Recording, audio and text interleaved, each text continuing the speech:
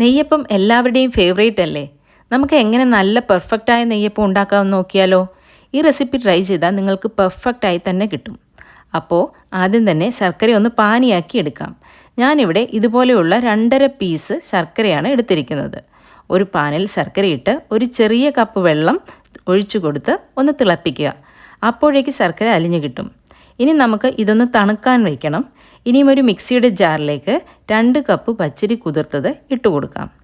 അതിലേക്ക് തണുത്ത ശർക്കര പാനി ഒഴിച്ചു കൊടുക്കാം. അതോടൊപ്പം ഒരു 3 ഏലയ്ക്ക, ചെറിയ സ്പൂണിൽ 1/2 സ്പൂൺ സോഡാപ്പൊടി, ഒരു പിഞ്ച് ഉപ്പ്, ഇനിയും ഒരു 2 സ്പൂൺ മൈദ എന്നിവ ചേർത്ത് ഒന്ന് അരച്ചെടുക്കണം. ഇത്തിരി ലൂസായ കൺസിസ്റ്റൻസി ആയിരിക്കണം. മാത്രമല്ല ഫൈനായി അരച്ചെടുക്കരുത്. അല്പം തരിതരിപ്പ് ഉണ്ടായിരിക്കണം. ഇനിയും ഒരു 4 മണിക്കൂർ ഒന്ന് റെസ്റ്റ് ചെയ്യാൻ വെച്ചതിന് ശേഷം നമുക്ക് നെയ്യപ്പം ചുട്ടെടുക്കാം. ചുട്ടെടുക്കുന്നതിന് തൊട്ട് മുമ്പ് തേങ്ങാക്കൊത്തും എള്ളും നെയ്യിൽ വറുത്ത് ചേർക്കുന്നത് നല്ലതാണ്. ഇവിടെ ഞാൻ ചേർക്കുന്നില്ല, കുട്ടികൾക്ക് ഇഷ്ടമില്ല, അതുകൊണ്ടാണ്. ഞാനിവിടെ ചെറിയ കുഴിയുള്ള ഒരു പാനിലാണ് എണ്ണ ഒഴിച്ച് കൊടുക്കുന്നത്. വലിയ ചീനിച്ചട്ടിയൊക്കെ എടുത്താൽ കൂടുതൽ എണ്ണ വേണ്ടി വരും. വളരെ കുറച്ച് മാത്രം ചുട്ടെടുക്കുന്നതെങ്കിൽ ഇങ്ങനെ ചെയ്താൽ മതി. ഞാനിവിടെ സൺഫ്ലവർ ഓയിലാണ് എടുത്തിരിക്കുന്നത്. അതിലേക്ക് 2 സ്പൂൺ നെയ്യ് കൂടി ചേർക്കുന്നുണ്ട്.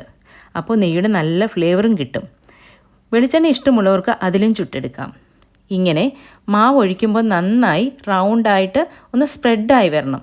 ഒരു ഭാഗം കളർ ചേഞ്ച് വരുമ്പോൾ തിരിച്ച് ഇട്ടിട്ട് ചുട്ടെടുക്കാം.